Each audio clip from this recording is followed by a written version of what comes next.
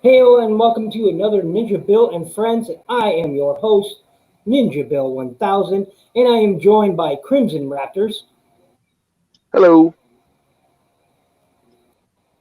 and Danni Dolphin. That's your cue. Say hello. Hello. There we go. And finally, least but not last, input. Hey, everyone. Sorry, it cut out when you said that. Sorry.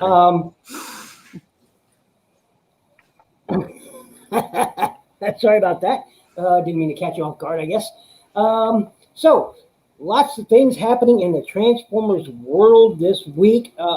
People started seeing videos for that Studio Cell Unicron. It's okay. I gotta admit, it's okay. Looks great. So, there's that. I also saw images, the first look images of the deluxe Thunder Howl, and I gotta tell you, looks pretty good. Given the image, I think was a little mistransformed, but they kind of normally are anyway. So, I'll see if I can bring up that image here real quick. Let's see. And I am going to be grabbing it because, of course, if I'm going to have all the rest, I might as well get him too, right? Absolutely. Have you guys seen that shark? And he looks pretty good. I like that whole night. The what? Oh, I was going to say, do you know the shark guy? Have you guys seen any of that wave yet? Like where you guys are, or is that out yet? Yeah, Hammerbite. Yeah. I think is his name. Yeah, we've seen him. In stores, though? Like, you know what I mean? Yeah. Yeah. Okay. Yeah. I got my review coming up next week for him. Oh, nice. Yeah. So, he's pretty cool. He's probably probably like two of them. I have another one coming up. He's probably like one of those characters that I was very tempted to get just because it just looked really fun and cool, but I just didn't get him. Yeah, I'm liking the Cyberverse line. I really am, and I'm really liking this Thunder Howl. I like how he looks. It comes with the head, Mechanic's head, which means that RC will come with both shoulders and forearms, or biceps, I should say, shoulders and biceps. So because Macadam has, Hot Rod comes with a leg, Prime comes with an arm. I forget, Grimlock I think comes with a leg. I forget all who has a leg, but I do know that both the forearms and the biceps and the shoulders must be coming with RC if he only has the head. So she'll get two parts, whereas everybody else has gotten a single part. So still makes sense. He looks pretty good. Yeah, he looks really good. Yeah, I love this packaging too. It's just it pops so well. Yeah. Oh yeah, it does stand out. On the shelf, it easily stands out against the Earthrise, the Siege line, which is still on, and others. Wait a minute, somebody's joining us. Who is that is joining us? Let's see here. It's TFNG. All right. There we go. Hey, welcome in. Hello, everyone. Hey. Hey there. So I don't know how long I'll be able to stay, guys, because I might have to eat dinner with my family soon. Yeah, I love the packaging as well. Oh, okay. Well, you're more than welcome to come back if we're still live. Okay, thank you. Yeah, no problem. But I like this robot. Yes. I was gonna say he looks really cool. Go ahead. I'm more curious about the transformation and stuff because I know he's from season 3 of Cyberverse, and I haven't watched season 3 yet, so I'm really curious about him because he looks really cool. Yeah, he doesn't look properly tapped in.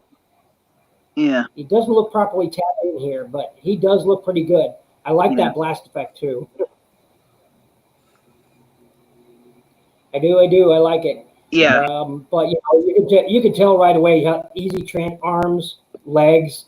I will say I've watched season 3 of Cyberverse, and I will say this without spoiling anything for those who haven't watched it yet. Thunder Howl definitely is a fantastic new character. Yes. That's good. I'm really surprised that Cyberverse didn't get like a star, or Cyberverse Deluxe didn't get like a Starscream or something. Mm-hmm. I'm really surprised they went with a new character like Thunder Howl, because normally they want to go with the tried and tested and true characters, but hey, that's awesome. The figure I want in Cyberverse is an ultra class sized version of Strika. Wouldn't you guys go for that? Yeah, I would go for that. Yeah, I'd go for just about anything they put in that deluxe line. To be honest with you, Mm-hmm. I think it's a really good line. Yeah, I'm collecting all of Cyberverse like sealed. I've opened I got doubles of some to open, but I don't know why I'm doing it. But because you got to spend your money on something, right? yeah, it's there in the store. I'm like, okay, I'll just grab it. Right? Yeah, I did that today actually. Hello, Nice. everyone. I actually found myself having enough money on my Amazon account that I was able to get the dead Earthrise Optimus Prime figure. Nice. Oh wow! Nice. Amazon won't release it until the 15th, 10 days from now for their Amazon Prime Day. But they're saying since it's a part of their free 2-day delivery service that it will arrive by the 17th. So fingers crossed that it gets here by then. But yeah, I have the dead zombie Earthrise Optimus Prime incoming now. I can't wait for mine to come in. Looking forward to that. Yeah. Do the ever-loving crap out of that thing. Yeah. And I got some Toy Hacks stickers from the set that I got as a gift from Dark Conan for the regular Earthrise Optimus Prime. And I'm thinking of putting some Decepticon logos over the Autobot ones on Zombie Prime and turning him into Nemesis Prime. That'll work. It could work, yeah. I mean, honestly, I think we're going to get a Nemesis Prime out of that mold. Well, I think it'd be a good placeholder for you. I'll have the only one. Yeah. That's true. That's true. Personally, I'm right there with Input. I think that Takara Mall is going to issue a Nemesis Prime. I may be wrong about who it is. It's either going to be Hasbro or Takara Mall. One of them is going to be an exclusive to either Pulse or, but I think we're getting one next. Yeah.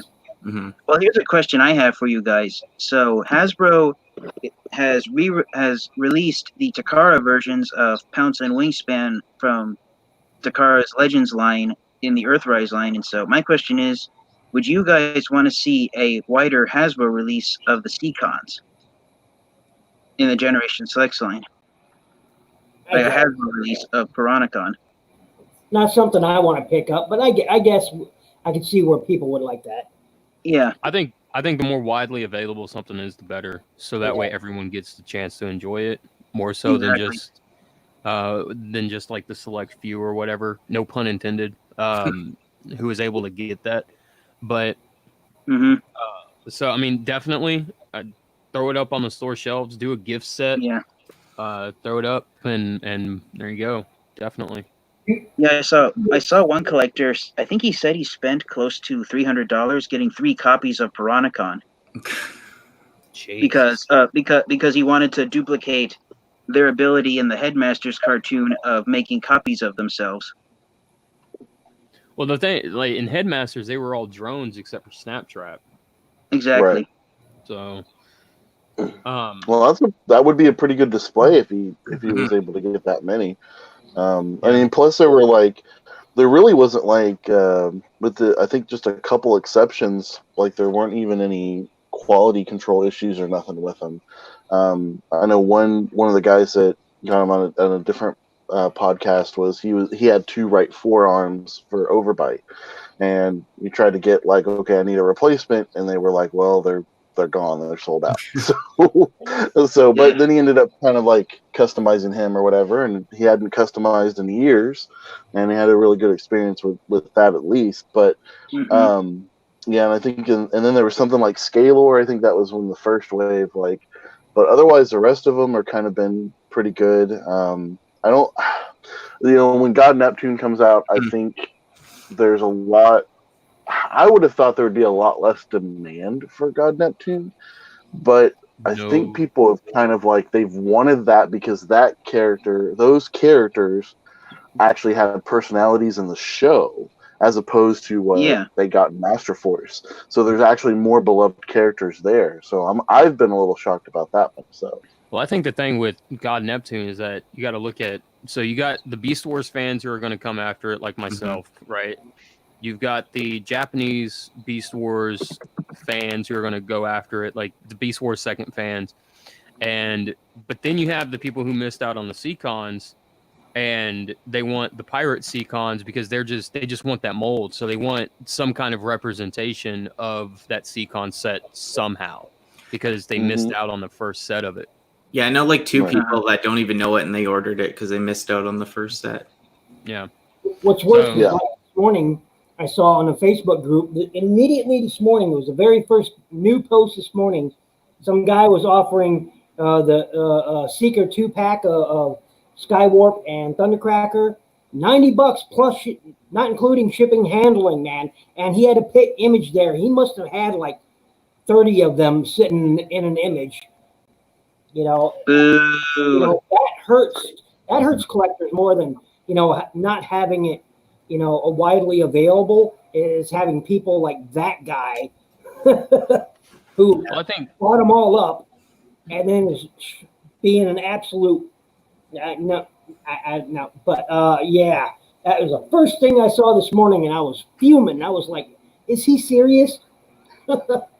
I saw a guy on eBay. He was selling this set, but he didn't even leave the Walmart or the Target store before he took the picture. You can see the Target's floor and the aisles and stuff, and then that's the picture he posted on eBay. And I was like, "Get the fuck out of here with that! Come on now, at least wait till you get to your car, Yeah.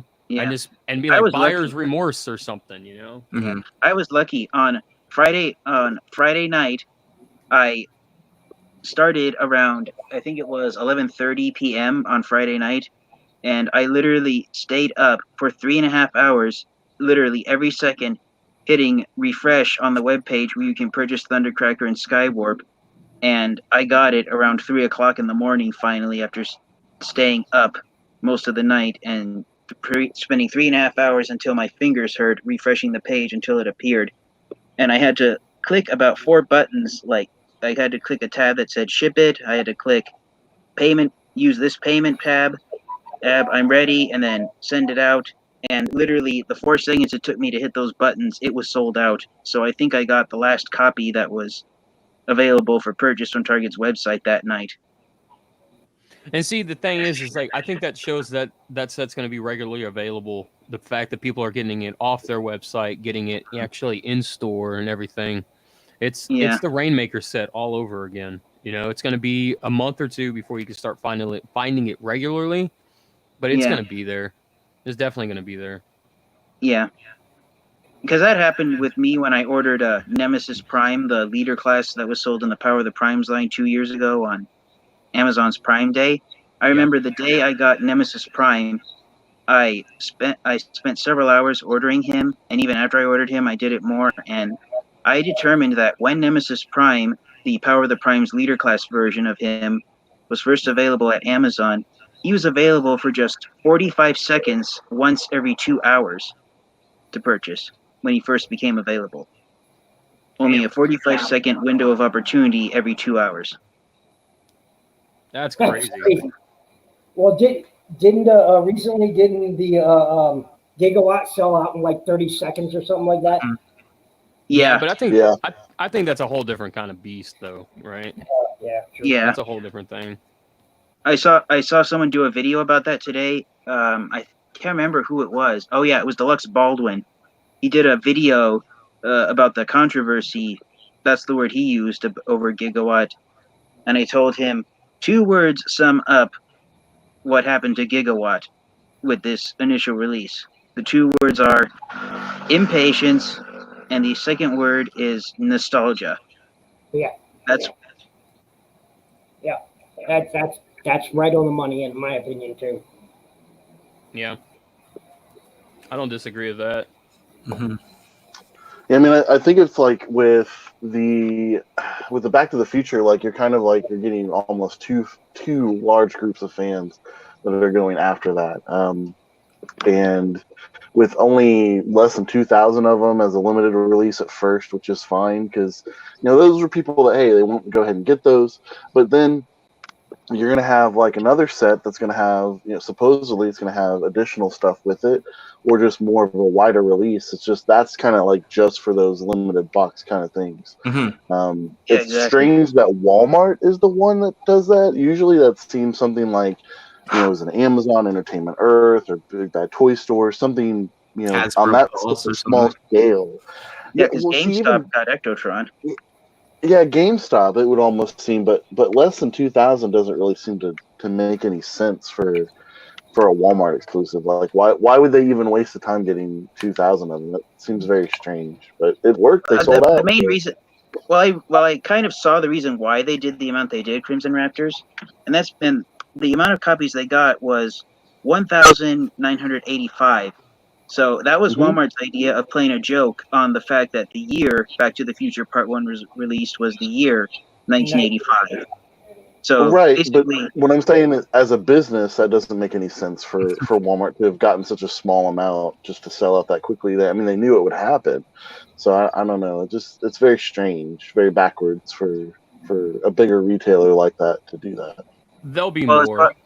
Well, as far as I'm concerned, I think one of the reasons Walmart did that business-wise, I think they basically said, we don't care because we're still successful enough that even if it's not a large amount, it's going to sell out anyway. So we made what we thought we were going to do. And from what I've seen on the internet, it's been several years since I actually went inside a Walmart store because the closest Walmart to me is an hour's drive away from my home. But from what I've seen on the internet, toys and action figures aren't top priority merchandise for Walmart.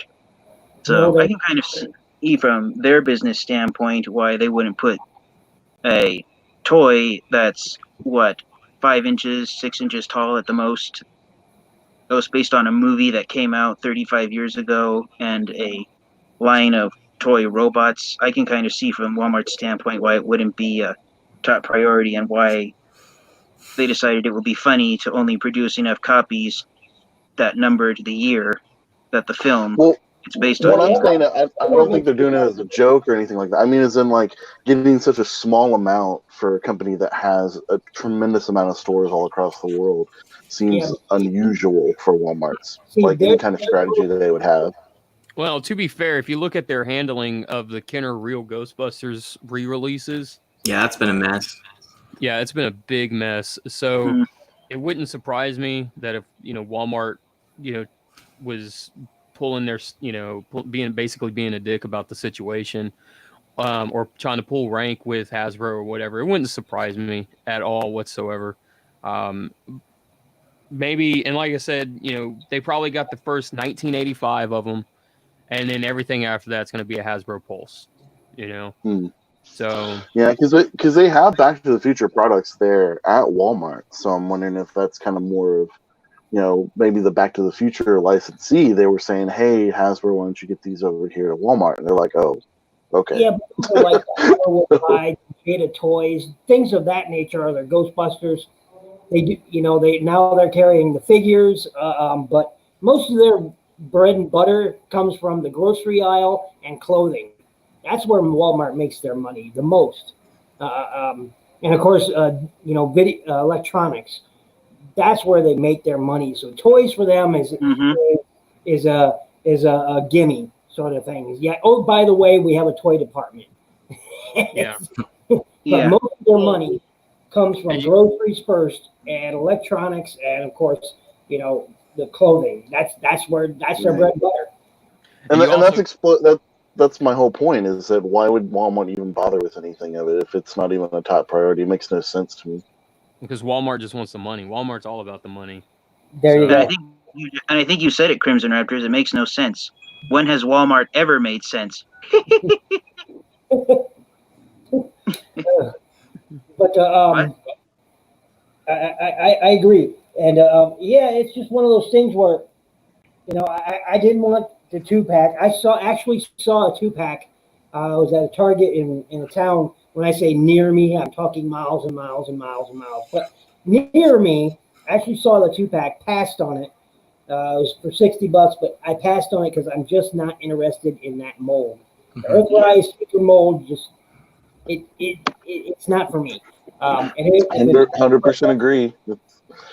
It's like we kind of have to get it. Like we feel compelled to get it because we got to have the 3 original Seekers, right? But we got that with Siege, and they have better articulation in Siege, and the alt mode may not be what we want. We may want sharper points and things like that, but then you look at the Earthrise and you're like, the robot mode doesn't really grab me, but the alt mode of the Earthrise grabs me. But I could just go grab an F-15 model kit, repaint it, and be done with it. But can I do that for less than $30? That's the question. Well, here's the thing, though, right? So, real quick, Jay Holler in chat says, bottom line, we need Toys R Us back, and I absolutely agree with that. But we do have a Toys R Us here in town that I went to. And honestly, if they do come back in a grand scale the way they were, it's definitely not going to be the same at all whatsoever. But I just wanted to say that. But here's the thing, though, with Earthrise Seekers, everybody, when that Classics 2.0 mold came out, everybody loved that mold. They produced the ever-loving crap out of that mold with everything and anything in between. There were 7 versions released at mass retail by Hasbro. Yeah, but the only issue that anyone ever had with that mold is we just wish it was bigger. So now, now that it's bigger and Hasbro gives you a bigger version of that mold, everyone's kind of like dumping all over the mold. And it's like, okay, but this is what you guys have wanted. This is what everyone said they wanted. And now that Hasbro gives you what you want, it's not enough. And like everybody wants more and more, something new or something, they give you what you want and it's not what you said you wanted, right? But I feel like I'm in the minority group because it was almost a decade ago that they wanted it. And now we're getting here's my thing, all right? I wanted a bigger version of those classics Henkei molds, okay? I didn't say give it to me in 10 years' time. No, I don't. I didn't say give me less articulation in the line before it. We didn't want that either.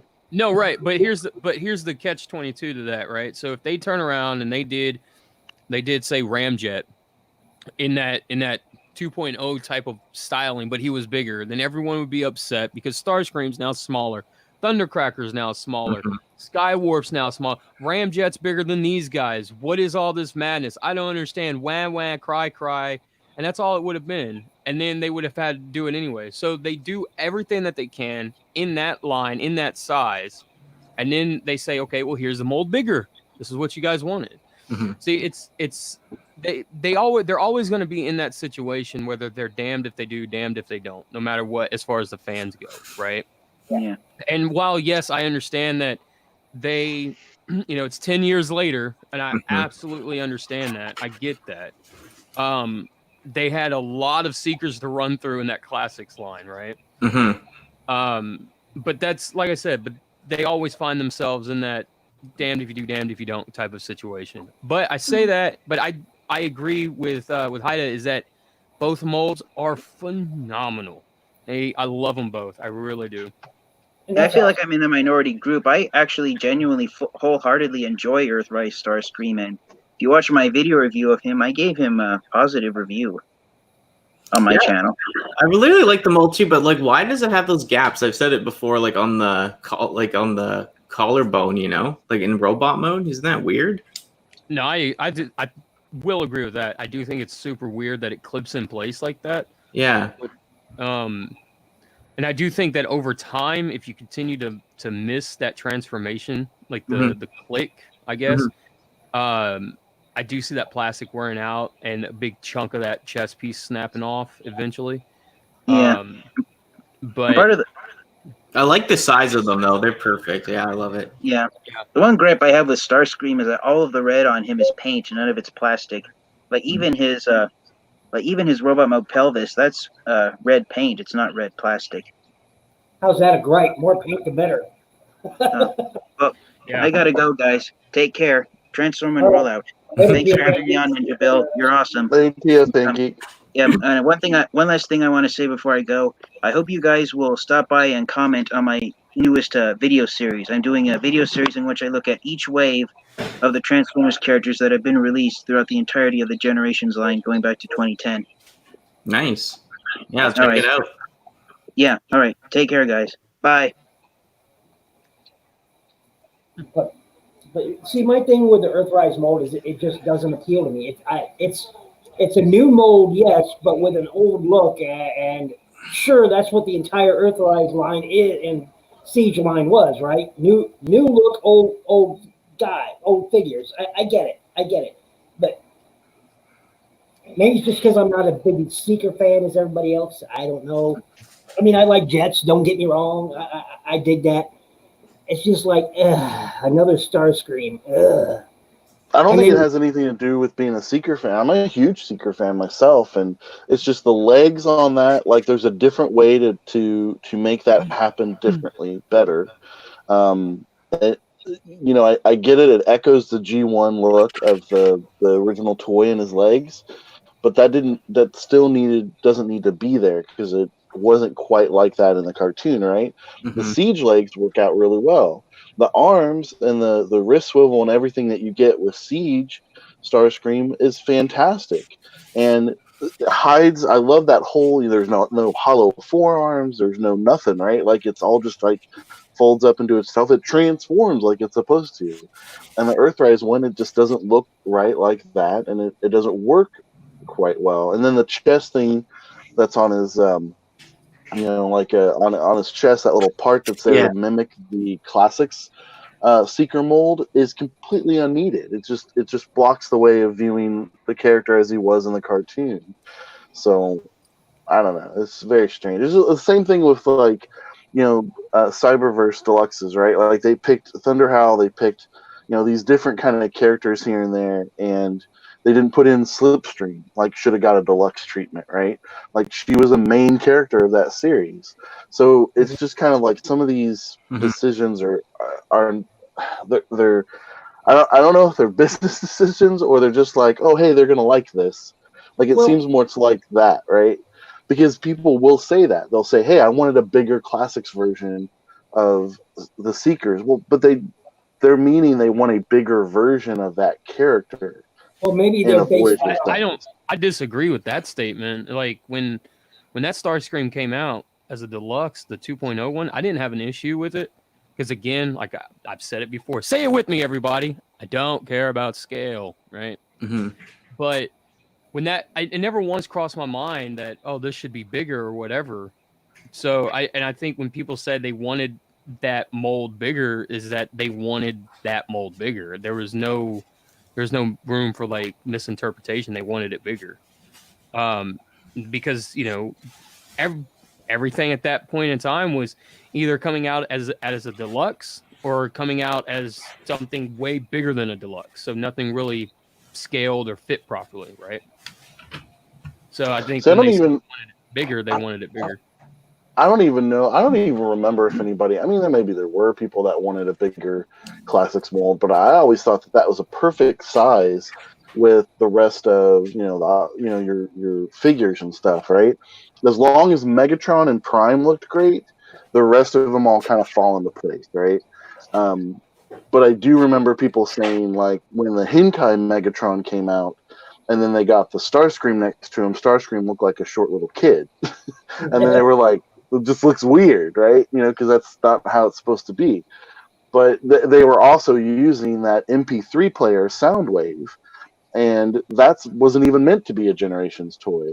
So, but they're using that next to the Hinkai Megatron, and it works great, but then Starscream looks super short than Soundwave. So, but I think the Seekers, the Voyager size of them has ruined us, spoiled us, because if they had done the classics mold again but with different articulation, people would have hated that. So they just said, well, we'll just upsize it. And so people like that size, but now it's just like, well, why doesn't it have the detailing, or why is it going this detailing that we didn't want or need? So, and especially they could have bought a lot of stuff from the Siege Starscream, and they didn't, which is great. But it's also just like some of the decisions are like, well, but the hands were great on Siege Seekers. Use those, like it's just such a strange kind of. It still feels to me as if the Earthrise Starscream came before the Siege Starscream. Like the Siege Starscream was superior to it in many different ways, aside from the alt form. So feels better too. Yes. I will agree with that. Let me ask this though.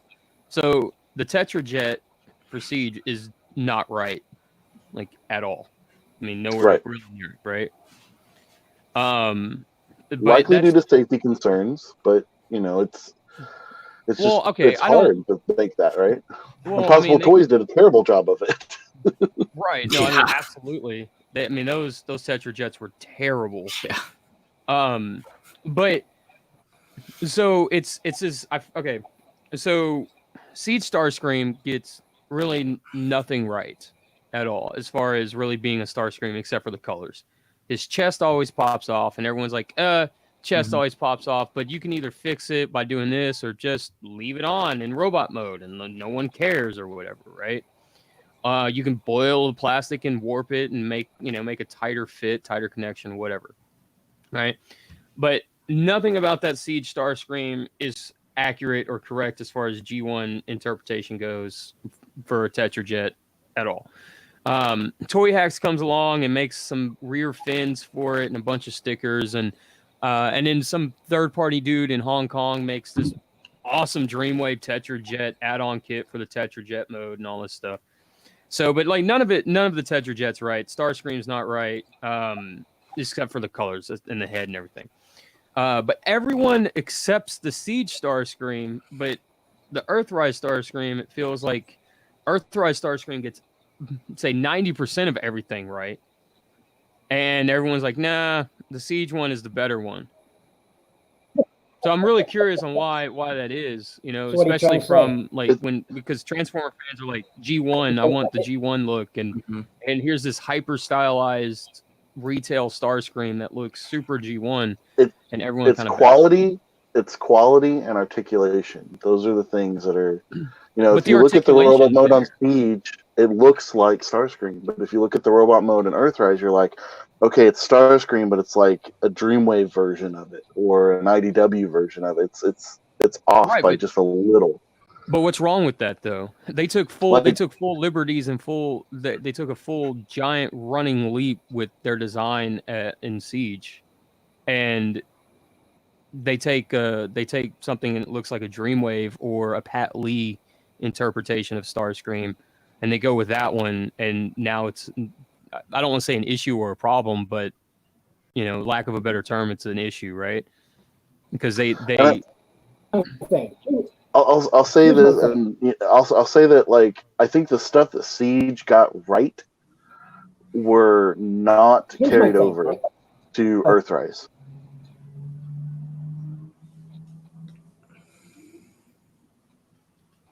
Okay. No, that's all I had. Like the head stuff. I can agree with some of that. Yeah, I can agree with that.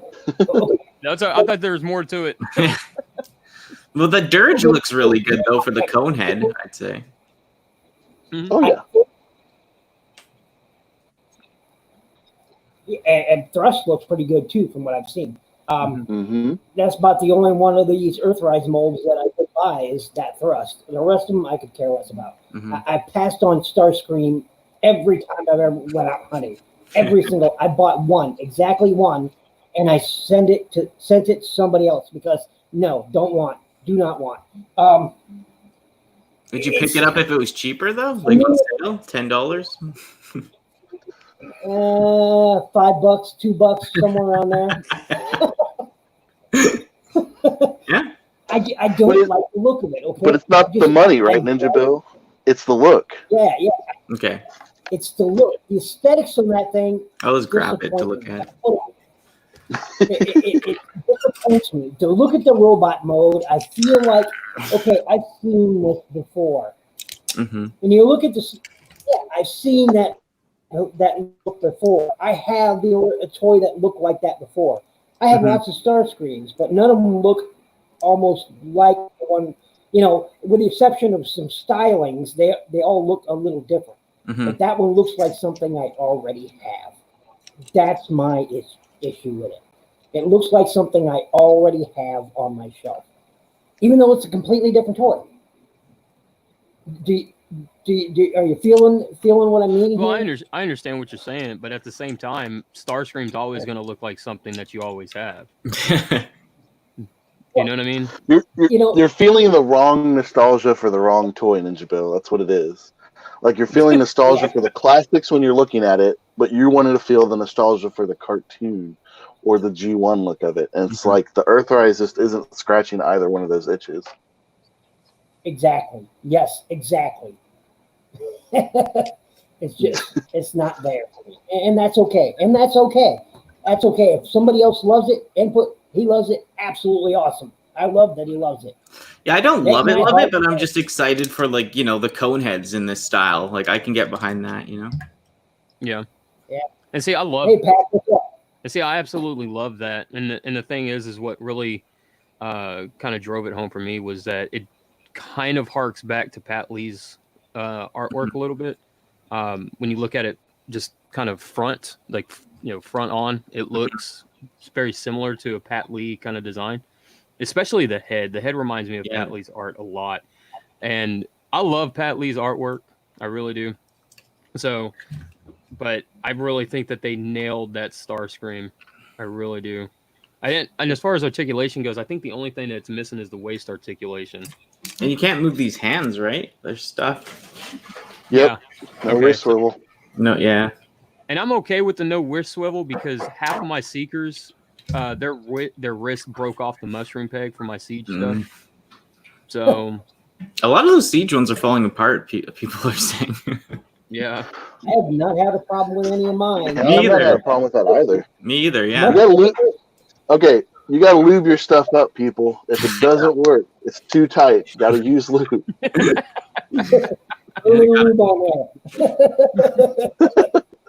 I got this stuff next to me. No, I'm just kidding. No, actually, I do. I got this stuff next to me called Super Lube it's H-3 lightweight oil. It's I don't know why it's food grade. I guess it's meant for something else, but it's meant like I use it for like those tight end joints on plastic and stuff. So that way it's it's not greasy. Sewing machine oil. I was gonna say something just fell off Danny's shelf. Yeah, my mom's here. She's knocking stuff over. Yeah. Oh. I'm just living like toy heaven, you know. So that sort of brings me to my next topic. Let's go from here into the next thing. And wait a minute, what's Hita saying here? Hita says, "Jobby the Hong, put it in my ass." Oh, dude. you got to swivel at the knee and pivot at the foot. Brings me to my topic is what figure do you own that means the most to you or has the most sentimental value, and why? Is it just Transformers? Yes. Okay. I'll have to think about it. Somebody else can go. All right. I got this one already, man. Oh, okay. Go ahead. My Jump Starter Twin Twist, my original G1 Twin Twist. Back when Goodwill had just these giant gray canvas bags, and the bags could hold like something like 100 gallons of water. I mean, these bags were huge. And they had like they were on wheels, so it had like this metal square thing with the canvas bag in it, and you would just dig through stuff, and it'd be like clothes or toys or whatever. Me and my grandfather, we went, and this giant bag of toys. It was $1, and it was like Fisher Price stuff. It was just a bunch of like really, really like 3-year-old and under type of toys. And the only thing in there that I wanted was Twin Twist. I thought he looked super cool. I saw the Autobot logo on his chest, really had no idea. And I think I was probably like 5 at the time. And that's what I wanted. So he bought me this entire bag of toys for $1 just so I can get this one Twin Twist. And the Twin Twist had the gun, and the bag just was accessories, like it just G.I. Joe guns, some G.I. Joes, like Fisher Price, like the builder log things that you would build like little cabins and stuff out of. Just random stuff. I would say that would be my most prized Transformer piece that I have. And to this day, that is the sole reason why I love the Jump Starters as much as I do, is because it does remind me of my grandfather and everything. And I'd say after that would be my G2 Tank Megatron, the big green one. So, because that one reminds me of my mom a lot, because she got me that one when I was about 8 or 9. So, that's my answer right there. G1 Twin Twist. Nice. And we'll go to Danny next. Yeah, I'd say there's the ones I have is from childhood and stuff, but there's ones I got in 2008 when I started to collect heavily again. I got I've splurged and got them used, but it was like a Astro Train G1 and a Blitzwing. I got them at the same time, and that kind of restarted and reinvigorated collecting Transformers again for me. And yeah, I kind of collected softly before then, but it really got me back into collecting all my G1 stuff and all that. So, and it was at a weird time. My life was going through a lot, and I was got my mind off things, getting back into Transformers again. Nice. And how about you, Crimson? I think it's still got to be from Beast Wars Neo, the Purple Styracosaurus Killer Punch. Mm-hmm. I think just having to try to track down that sucker for so many years, just trying to bid on him, lose. Next year, okay, I'm going to pay a little more, and then I lose those, and it's just it was such a long. It was really playing the long game on getting him, and he only has one episode in the whole Beast Wars Neo series, but. It's a pretty funny episode, but it's also his character is just kind of like a one-off, and he's kind of his circumstances were kind of sad because he was brought in as a reinforcement. And he didn't do very well in his reinforcement. I mean, he did do if he had other people helping him, but Magmatron didn't really care about helping his troops, right? But I think just being able to have him and almost pretty much seal off that collection of Beast Wars and the vanilla modes is a big deal for me. Yes, there's Antagony and Fractal and Packrat from BotCon, but that's gonna be really hard to get them. But I think having Killer Punch it's kind of like if I'd had that even as a kid, I think it would have made a bigger difference, because it's just it's a dinosaur. It's he's a Predacon. He's purple. I mean, he's just got all these kind of weird, wild things going on about him. He's a herbivore. So it's just a really interesting kind of alt mode, and then the robot mode is really cool too. I think Killer Punch has got to be probably the most sentimental. If there was one that I'd had before that, I would have said it was Generation 2 Optimus Prime, but he's kind of been usurped by a lot of stuff. So, very nice, very cool. For me, it's these guys. Let me get my camera on here. For me, it's this and this. These two. I forget their names at the moment, but I have Ransack. I think Ransack is one of them. Yeah. Is Dive Bomb the other? Yeah, that's right. Ransack and Dive Bomb. These two are they great toys? No, but they hold a lot of sentimental value. Probably more so than my entire collection. When I got these were actually bought for me. At the time, I was working as a software developer, tester, and network technician and software technician for a company. And the guy that was also working there, Raymond, we became very good friends. And, at the time these were released, I saw them and I passed them up and I was telling him about him. and he also collects, older airplane models, of this type. And so he saw these and he bought them, and I just walked into work and these were sitting on my desk, and he said, "Happy belated before after birthday thing." And I was just like, man, these are so cool. And then a week later he passed. He had a massive stroke and he passed away. So these hold a lot of sentimental, because we became good friends, and in about 7 months time he bought these, and then like a week later he passes away. So they have a lot of sentimental value for me, and they're just cool to look at. I mean, they're Transformers that turned into a Sopwith and actually they're both Sopwiths, but he had the look of the Red Baron, and he had the look of something else, and then he's got those cool Decepticon logos going on there. Those are awesome.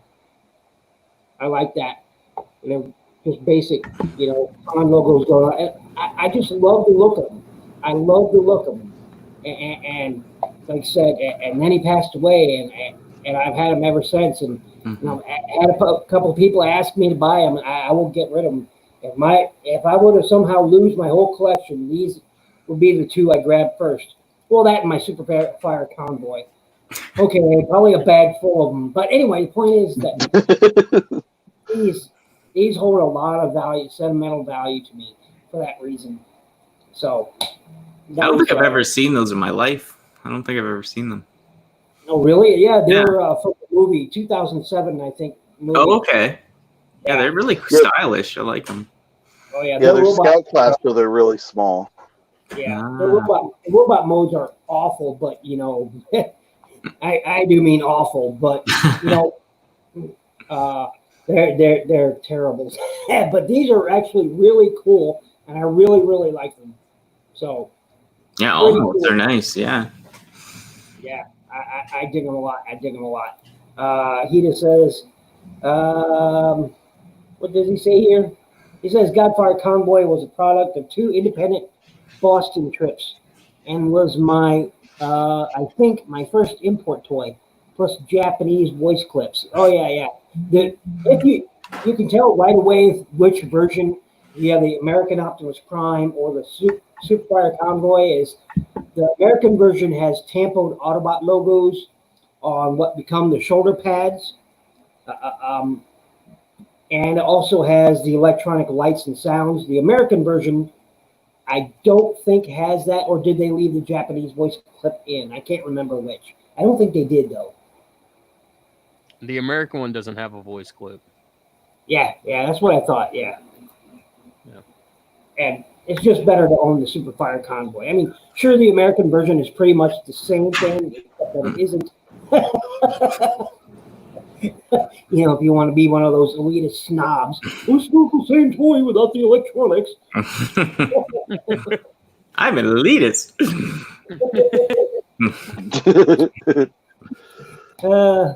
World War I Decepticons. Yes, indeed, Hita. And they're sweet. I love them. Now, again, the robot modes are terrible. I mean, terrible. Let's see how fast I can transform one of these things, because they're terrible. Have I mentioned they're terrible? They're awful. I don't think you have yet. They're awful. They are god awful. I mean, they're terrible. Have I mentioned they're terrible yet? No, not yet. Oh, good, because they are. How terrible are they? Is there any other secondary one that figure that holds a lot of value to you? Input. Well, like I said, my G2 Megatron, the green and purple tank, the big one, the one that was used in Beast Wars 2nd as was it Gigatron or whatever? Not Gigatron. Megastorm. Megastorm. Thank you. Mm-hmm.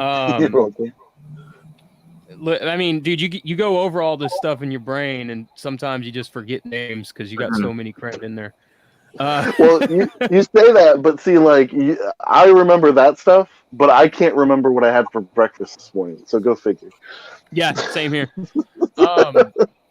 But yeah, honestly, it would be like I said, my G2 Megastorm or Megatron.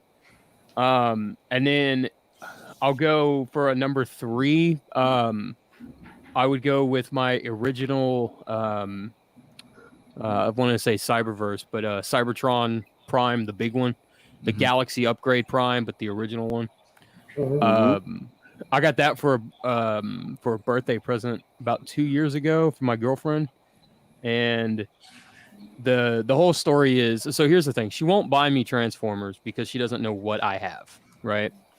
So what she did was she took the time, she went through the entire collection and made note of the characters that I have the most of, and then took the time to sit down and cross-reference every one that I had to see what I didn't have, and she came up with that Optimus Prime. I didn't have that Optimus Prime, and I came home from work that day, and Optimus Prime is sitting on the couch watching TV with her, and I was just like, "What is that?"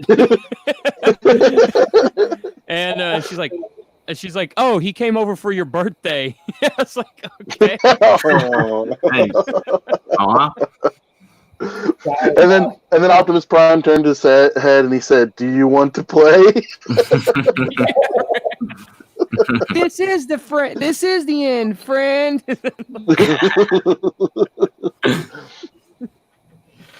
That is hilarious. How about? Oh, by the way, real quick, here is the robot mode of this guy. I told you it was terrible. It is terrible. It's complete trash. But the airplane alt mode, sort of like the Earthrise Starscream, it's pretty good. That's horrendous. That alt mode, robot mode. Jeez, it looks so Cybertronian. Yeah. Yeah, it's horrible. But anyway, how about you, Danny? Is there another? Yeah, I'd say like the G2 Dreadwing set. I bought a new opened one, but in mint condition. It's in a box. I got another one because my grandma got me one of those when I was a kid, in the 90s. But I played it to death. I lost all the missiles. I think I even lost the second guy who attaches to him and stuff. But I mean, she's really sick right now and stuff, so I rebought it. I don't know. It just means a lot to me because she got it for me back in the day. That's awesome. Yeah.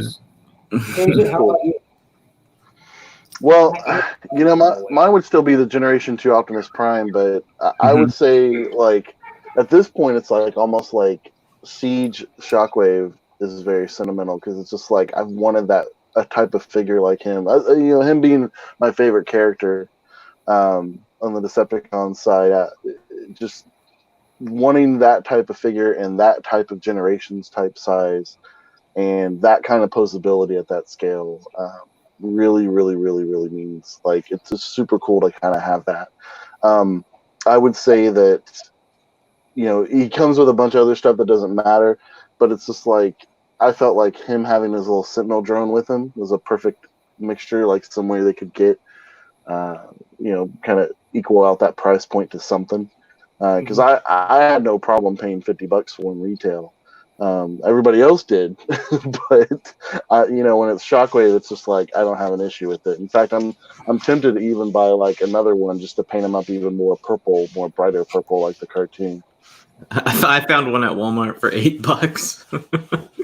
Yeah, see that's a fantastic deal. Shoved in the back in their clearance section. It was $8. I'm like, yeah, sure, another one. Now see, that on that same token, I had just been burned so badly because I bought the Cyber Battalion Walgreens Shockwave, and that thing was $20, or no, it was $15. It was $15, and I felt so cheapened. He has no knees. His alt mode is trash, and it's just then the next day they announced Siege Shockwave, and I was like, why didn't I wait one more day? Yeah. I disagree strongly with that sentiment. I think the Cyber Battalion Shockwave has a better cartoon colors than the Siege version. He has the Decepticon insignia on his chest, which Siege version does not have. So in many ways, he has better looks, but obviously not the articulation or the transformation or the alt mode or modes per se with the Siege one. But so yeah, I kind of disagree with you. But I'm not talking about like the Cyberverse one. The Cyberverse. I'm talking about the Cyber Battalion one. Yeah, like the hollow one, right? That comes in that weird box or whatever. Exactly. I'm talking about the same figure. Yeah. He has more cartoon accurate colors. He has a Decepticon insignia on his chest, which in the cartoon he had. So, like I said, he's more accurate than the Siege version that way. Whereas the Siege version is more toy accurate colors. And so, darn if you do. I like both because I like Shockwave myself. So if it's a Shockwave, I want it. It's that simple. So I completely disagree with you. I think it's a nice figure. Is it a great Shockwave toy in of itself? No, but I think it's a great toy because it's Shockwave. I'm biased. Clearly, I'm biased. I've been trying to like sell him like for like almost like over maybe a year and a half now or whatever. Nobody wants him even for the retail price. So it's just like I'm stuck with him, right? Like I'm gonna have to end up running him over with my car, and then I'm gonna have to put him in a Siege War of Cybertron display. That's the only way he's gonna stay in the collection. I like the head sculpt a lot too. I actually like the head sculpt a little bit better than I like the Siege one. I think he's more cartoon accurate there too. I like, and plus I got mine for $5.99. Okay, so there you go. I gave mine to some kid in the building I live in. I was like, here you go. Here's a Shockwave. And then they're just like, what is this? Yeah. He has no knees. He can't even sit down. You know what? While we're on the subject of that Shockwave, I'm just gonna say this. I think a lot of people were too hard on that Siege Shockwave because that thing's got ratchet joints in the thighs and in the knees. Yep. And I didn't see a whole lot of people mention that during the review. They were so focused on the $50 for a leader, and this isn't a leader, and blah blah blah. But there's a lot of stuff that you get for $50 that you don't get figure wise in a $30 Voyager. Like I said, the ratchets on the thighs, the knees, and I think it's in the shoulders as well, if I remember correct, right? Yeah, there's a soft ratchet there. I mentioned all of that in my review because I just love Shockwave. I don't care if it's a painted trash can to look like Shockwave. I'm buying it. Hey, there have been some bots I've been tempted just because that could be painted into Shockwave. There you go. There you go. I just like Shockwave. Okay, I like said I'm biased. Ratchet is my favorite Autobot. Shockwave is my favorite Decepticon, and I immediately look for that Shockwave. Boom! So like somebody offered me the 2011 Dark of the Moon was it Astro Gun edition of the Dark of the Moon toy, and I'm just like, yeah, I'll take it. Look that great? No, not really. I don't like the way it's colored, but you know what? It's a Shockwave. Yes. Call me a sucker. I don't care. I like it. I like all the Cyberverse Shockwaves. I hate the alt mode, but you best believe I love them all. All right. Haida in chat says, has anyone else bought an expensive toy that they didn't even know existed a month prior? Yes. Well, Unicron, does that count? Yeah, I would pretty much say all of us that bought Unicron, we didn't know that was coming, right? Yeah. I would say for me it was the Fort Max, Titans Return Fort Max. I had no idea that was coming at all, and guy was trying to sell it at a comic book store, and I bought it. I was like, yeah, it's Fort Max, of course I'm buying it. Yeah. It's that simple, right? For me, it was a Tenchi Masaki, Ryoko, and Ryoki gift statuette set. So if you know what Tenchi Muyo is, anime Tenchi Muyo, I bought a gift box set that, cost me a lot of damn money. You didn't forget to put the ribbon on it. That's my favorite part of that whole anime, when she says that to him. Makes a little doll and be like, I didn't forget to put the ribbon on it. It's a great series. I love it. A lot of wholesome fun in there. I don't know about if you would call that wholesome, though. It's seemingly a not safe for work anime. Wholesome fun. I said, good day, sir. Good day.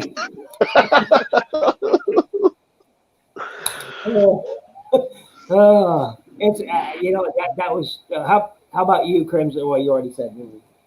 Well, I mean, there's Unicron, but I'm trying to think of one that I didn't know that was coming out, because we're so inundated with all this news everywhere. I would say one, and you know, I mean, I probably didn't get it like within a month or so, but you know, I was definitely clamoring to make sure that I was going to get one, and I just couldn't find a pre-order or nothing like that for it for some reason.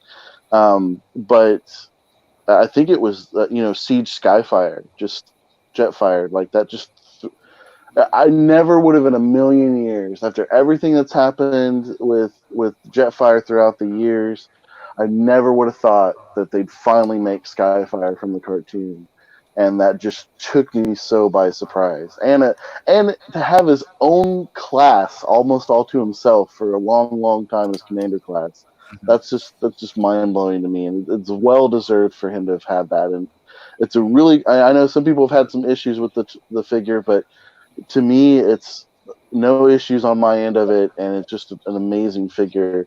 I love kind of all the engineering and borrowing from at least 2 different third-party manufacturers to integrate that into something that could be an affordable figure for anybody to get. It's I hope that everybody that got the Siege Jetfire got one, because he is an amazing figure, an amazing toy. Yeah. He says, I'm old enough to remember Tenchi Muyo. Tenchi Muyo was a good series. I liked it. It's good, wholesome fun. That's my story, and I'm sticking to it. I don't care what you guys say. Well, you're the only one sticking to that story as far as wholesome. Not just the first episode, just it's like, well, what does NinjaBill consider wholesome? Yeah, right. When Ryoki's either thieving, lying, drinking, killing stuff, and blowing up galaxies, that's good, wholesome fun. What?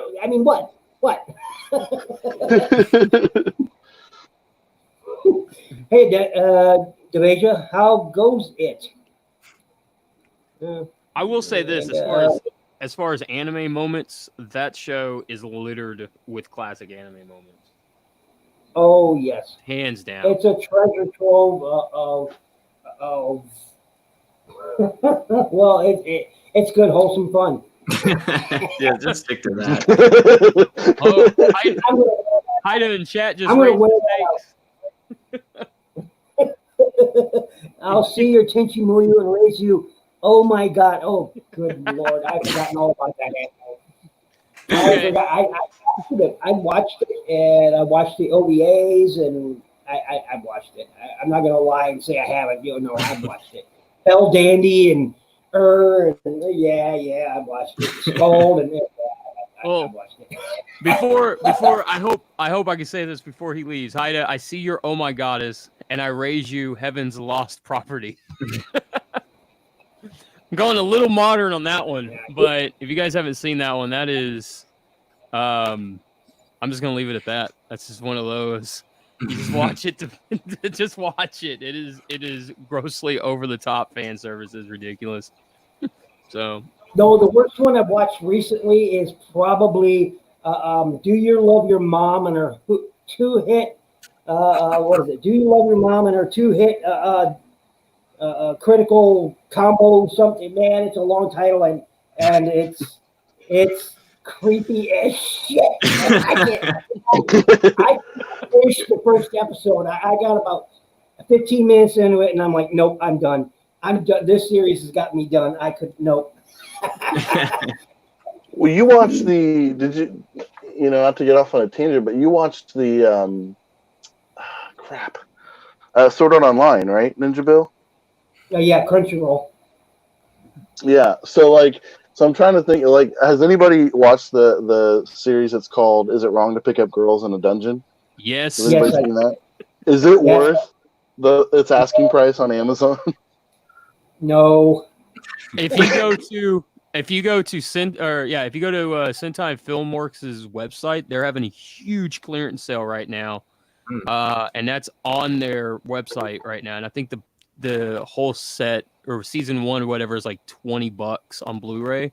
And it's like or it's like 25 on Blu-ray, and it's like 15 on DVD or something. It's crazy.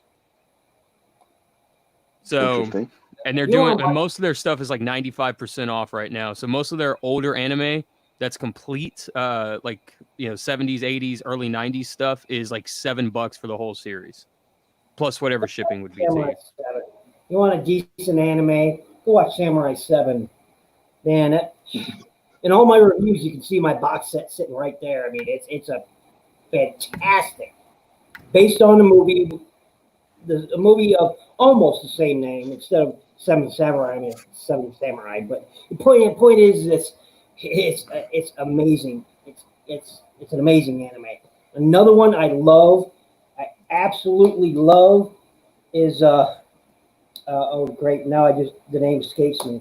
There's been a lot of good animes, and I tend to confuse the names after a while.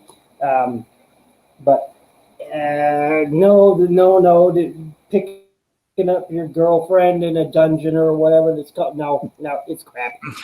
It's crap. If you guys, it's crap. If you guys go watch Tiger and Bunny.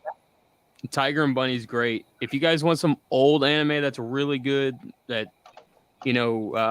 very cult classic, but check it out, is Space Adventure Cobra. Amazing anime. So good. Oh wow, yeah. I really liked. It's also amazing. I really liked Martian Successor in Nadesco. That was always really fun. That was fun. That was always really good. Pretty good Outlaw Star. First episode of Outlaw Star will have you hooked. The theme song will get you in the mood for that anime, and then that anime will not let you go the rest of the time. Now if I remember correctly, Outlaw Star is just the series, right? Just the 26 episodes. There's no movies, no OVAs, no nothing else. It's just those 26 episodes, and it's always going to be that, right? That seems to be kind of what, it's so popular, but they've never done anything else to, spin off from it. Because the Cowboy Bebop is what we're watching right now. We're actually I think we're at episode 21 or 22. The girl and I are, and she really loves it. She's like, it's a complete Cowboy Bebop is a show that she didn't even think this was what it was going to be like. You want to know? She's loved it. Yeah, and so we're at the part where we can put in the movie, the Knocking on Heaven's Door movie, and so we're going to watch that, and then we'll watch the last few episodes. So, let's say again, NinjaBill, you're cut out. Moribito, Guardian of the Spirit. Moribito, Guardian of Spirit? Look up Moribito, Guardian of the Spirit. Oh my gosh, is that beautiful anime. I mean, from beginning to end, which is based on the book, also a live drama. There's a live drama by the same name, which kind of follows the book a little more closely, but any of those are absolutely 100% positively guaranteed you will enjoy it. I guarantee it. Moribito, Guardian of the Spirit. You cannot go wrong. Beautiful artwork, beautiful music, the editing, the direction, the composition, the character development, everything that you want in a movie or series is in there, and it is perfectly done. It is probably, in my opinion, one of the best all-time anime ever produced. Moribito, Guardian of the Spirit. Oh my gosh, is it good. I'll check that out. That sounds awesome. Oh yeah. It's Balsa is one of those characters. Is the main character Balsa? Is her name? And I admit, first time I watched it, I had me a little crush. I was like, yeah, that's my kind of woman. Danny, do you watch a lot of anime as well?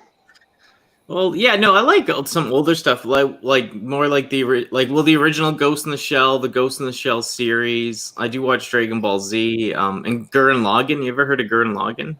I really like that. Yeah, that's one of my favorites. Yeah. Well, you want old school? Go watch Vampire Hunter D or Akira or Akira. I love. Yeah. Yeah, Ghost in the Shell, the standalone complex stuff too. Yeah, standalone complex is amazing. Yeah, it's good. It's so good. There's a sequel series right now on Netflix. It's Standalone Complex 2045. Oh, nice. So it's like season 3 of SAC. Yeah, because they have that other season 2, that part 2 or whatever. Yeah. Did you like the what was it? The 2016 animated Ghost in the Shell movie? Yeah, I guess I love the original so much. It's hard to to accept anything else. Yeah, I'm not hating on it or anything, but it's just when you just I watch it, I think I enjoyed it, but then I was like, oh, I'll watch the original, and I'm just freaking out. The original's so good. I agree. It's hard to follow up that opening scene, where she lands in the water. Yeah. And she goes that kick and the rain follows her kick, and just it's hard to follow that with the animation and stuff. So when they fight that robot at the end, and then it's just the huge monologue. It's just what? Yeah, absolutely. It's good. Do you guys ever watch Dragon Ball Z, or is that too much for y'all? Or? Oh no, I love Dragon Ball. I've watched. Okay. Look, Dragon Ball was probably one of the funniest anime I'd ever watched. Yeah. Well, there's been a lot of funny ones, but Dragon Ball is where my nephews all love Dragon Ball Z, Dragon Ball Super, and whatnot. Mm-hmm. And I said, hey, have you watched the original? And they were like, wait, there's one before? I was like, oh yeah, you got to go back there when Bulma was a kid and Goku was a kid, man. Yeah. Dragon Ball original is great too. Yeah, I love it. Yeah, I've got I'm a huge fan of Dragon Ball Z, Dragon Ball. When I say Dragon Ball, it encompasses everything. Yeah. I get it. And I've got the Dragon boxes for Z. I've got Big Green Dub for Z, which Big Green Dub is, for you guys who don't know, is the Eastern European dub of Dragon Ball Z, and the reason why it's called Big Green is because Piccolo is named Big Green. It's so horrendous. It's bad, but it's bad on a funny level at this point. I've got all the Ocean dub stuff because Ocean continued to dub it for Canada. Yeah, Ocean was good. Yeah, and Funimation continued to dub it for America. So it's really it's a different Dragon Ball Z than what we got here and what Canada got. So it's pretty cool. It's really interesting. All that, just to see the difference between everything world wise. Mm-hmm. But yeah, Dragon Ball, that's a rabbit hole and a tangent that I can jump on. But Devasio Mosin, he calls it Dragon Ball because it drags on. Yeah, it's hard. Some people just don't get it. They're like, it's all yelling. It's no. Yeah. Are you a subber or a dubber input? I can't read, so. So I prefer my anime dubbed, right? Same. Because how dare you? No, get out. You're fired. No, but it's the only way to get other people to watch it. They're not going to want to sit there and watch a bunch of text and then get into the anime. That's the thing. So here's the thing on why I prefer dub, and I know it's especially with Dragon Ball, it's blasphemy to prefer the dub over the subtitle stuff, right? So here's my reasoning, and hear me out, okay? That I prefer to see what's going on, and I prefer to take in details of the picture, the background, the foreground, the character designs, all that stuff. I can't do that while I'm reading a paragraph about a planet about to explode. I'm having to keep up with too many things if I'm It's having to called read multitasking. something. You should try it sometime. So that's my whole thing. Yeah, I like to do stuff too, like, you know, write or draw or something, you know? It's hard to kind of like I fidget, so it's like nice to do something while you're listening. Even though like there's mistrans, like, you know, there's miss stuff, like people, you know, the people that like the other version more than dub, you know, they're like, oh, you're missing all these undertones, you know. Yeah. Well, and that's the thing too, is like a lot of those undertones are meant for a Japanese audience. Yeah. And I'm not Japanese. So yeah. Even if I was reading it, or even if I knew Japanese to that level to where I could understand what they're saying, I still wouldn't get most of the jokes or anything because I'm not part of that culture. Yeah. Right? There's a lot of that thing with anime is, and a lot of people may or may not realize is there's a lot of content there that is specifically made for the Japanese culture. And even then, a lot of anime doesn't really speak Japanese. They don't sound Japanese to Japanese. What I mean, how do I explain this? That don't speak, their anime characters don't speak in day-to-day way a Japanese person would speak. That's very true. You can ask a lot of Japanese people who watch anime, and they'll say that, you know, that's not how they talk. It's just a thing. But I don't know why it is. It is. So, you know, back to the whole thing. I'll watch either dubbed or subbed. Either or doesn't bother me. On Crunchyroll, it's always subbed. If I go elsewhere for something, like I watched the entirety of Dragon Ball Super dubbed. I mean, I refused to watch it the sub because I wanted to see the action. I wanted to see it. So I'm one of those idiots. But Moribito, definitely the dub. I think it's one of the Guardian no Moribito or Moribito Guardian of the Spirit, whichever way you find it. It's one of very few instances where the dub is actually better than the sub. Period. No question about it. Even most Japanese people prefer the English version over the original Japanese version. That's how good it is. Yeah. And my thing is, I can go, I mean, if you like subs, that's fine. I don't care. Like, I'm not one of those, you know, I'm not like an elitist with it or anything like that. It's just, I mean, and if Netflix has something,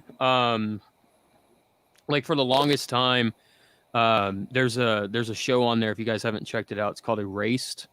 It's based on a manga, it's based on an anime, but it's a live action, and it's a beautiful done show. And it's the dub was horrendous. I got maybe 3 minutes into the dub before I switched over to the subtitles, and because I couldn't do it. It was super bad. But it's just, for me, it's one of those things where if I'd prefer the dub, but if the sub is better, if I have to watch it in sub, I'm not going to bitch about it, you know, because I'm there to enjoy the show as much as I can, right? Yeah, totally. But if you guys haven't watched Erased on Netflix, for that gentleman, I think I'll have to definitely check it out. I think I've seen it. My problem is I've read hundreds of manga and manga. I have watched hundreds upon hundreds of anime series and movies, and I just cannot remember them all. I mean, it's just it's gotten to the point where they start to sort of coalesce all in one thing, because the memory of so many are just it's fuzzy. And I've watched so many. I cannot tell you how many I've watched over the years.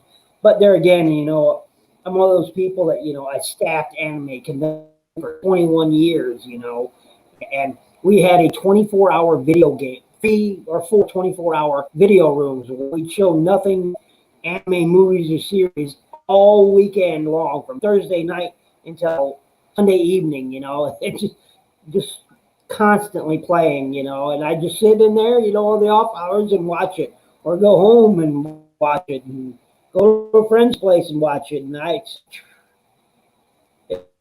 Seriously, check out Morabito or Seirei no Morabito, Guardian of the Spirit.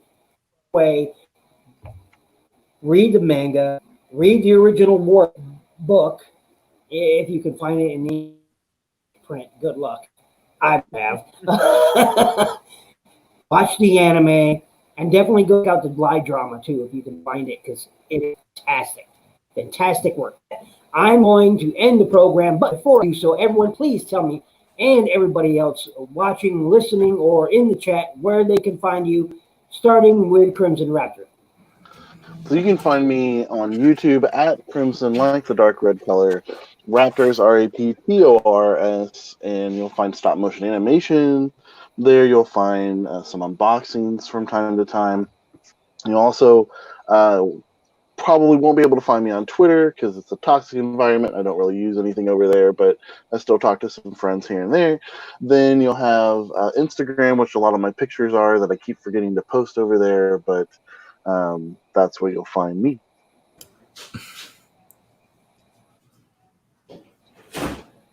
And Danny?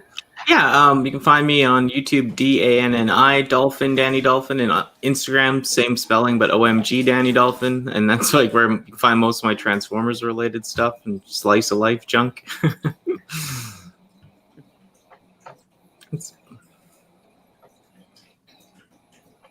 And how about you? You guys can find me over on my YouTube channel. That's Input. That's in-PUT, just like the letter N. And we got a podcast over there every Saturday night from 7 to 9 p.m. Central Standard Time. And I'm on Instagram. And what's it called? Huh? What's the name of the podcast? The name of the podcast. I didn't quite catch that. What was it? Okay. So the name of the podcast is Tales from Teletran. It's over on my YouTube page every Saturday night from the hours of 7 to 9 p.m. Central Standard Time. It stars damn near anybody and everybody from the Transformers community. And it's an awesome, awesome show, and you guys should definitely check it out. And while we're on the subject of my YouTube page, I just started Transformers Season 5. It is a continuation of the G1 cartoon. So if you guys, and it's stop motion, so if you guys want to check that out, head on over to the Input channel. It's in-PUT, just like the letter. And if you guys want to follow me on social media, I have a Twitter, but it's hardly ever used. So probably no good for you to follow me there, but if you guys really, really, really want to see some awesome Transformer pictures, at least I think it's awesome. It's probably garbage to everybody else, but that's okay. You guys can head on over to Instagram, and you guys can follow me at Ernest P. World, just like the guy who saved your childhood with the ball of Miak. And I'm officially on tformers.com, the forum, under Input. That's in-PUT. Ninja Bill, you're up, buddy. Follow that one.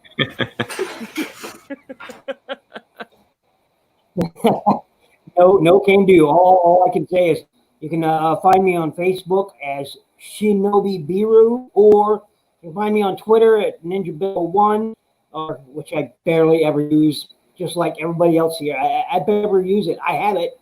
That's good enough for me. And on Discord at NinjaBill1000. And I think that's pretty much it for the show.